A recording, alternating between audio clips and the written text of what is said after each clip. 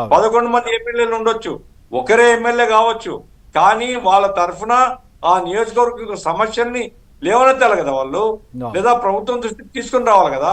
ప్రభుత్వంలో ఉండేటువంటి బలహీనతలో, జరుగుతున్న లోపాలో నిర్మాణాత్మకంగా విమర్శించాలి కదా.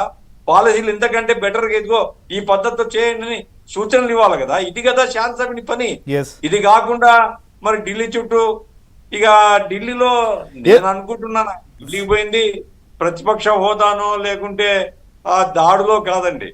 ఆయన ఏదో పద్ధతిలో దినకర్ గారితో, అంటే వారి పార్టీతో మంచిగా కావాలి అనేటువంటి ఒక ప్రయత్నంలో ఉన్నట్టున్నాడు ఆయన. రైట్ ఏదో పద్ధతిలో మెప్పించి, ఎస్ అది కూడా మనం డిస్కస్ చేద్దాం సార్, ఎందుకంటే అపాయింట్మెంట్ అదే సార్, అందుకే అడిగాను అందుకోసం దినకర్ ఆయన గారిని కూడా పోయినాడు. నా పాయింట్ అపాయింట్మెంట్. ఏమంటే, ఎస్ ఆయనకు నేను ఒకటే సలహా ఇవ్వదలుచుకున్నా.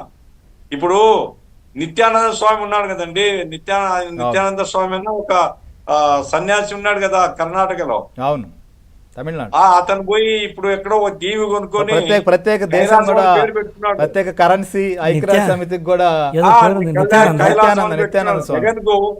జగన్ కు నేను అడ్వైజ్ చేసేది ఏంటంటే, అట్లా ఎక్కడైనా యూరోప్ లోనో లేదా అమెరికా దగ్గరనో ఇంకో చోటనో ఒక దీవి కొనుక్కొని రాజు లెక్క నిన్ను డిక్లేర్ చేసుకొని ఒక ప్రభుత్వాన్ని స్థాపించుకుంటే ఇంక పీడ పోతుంది ఆంధ్ర రాష్ట్రానికి. ఆ పని చేస్తే మంచిది. చూద్దాం సార్, వింటారేమో మీ సలహా. చాలా మంది సలహాదారులు ఇంత ముందు ఉన్నారు, మరి వారి మాటే వినలేదని వాళ్ళ తర్వాత బయటకు చెప్తున్నారు. కానీ ఇప్పుడు ఇలాంటి సలహాలు అసలు తీసుకుంటారా లేదా అనేది కూడా. ఎస్, ఉమేష్ గారు కూడా ప్రముఖ న్యాయవాది మనతో పాటు జాయిన్ అయ్యారు. వెల్కమ్.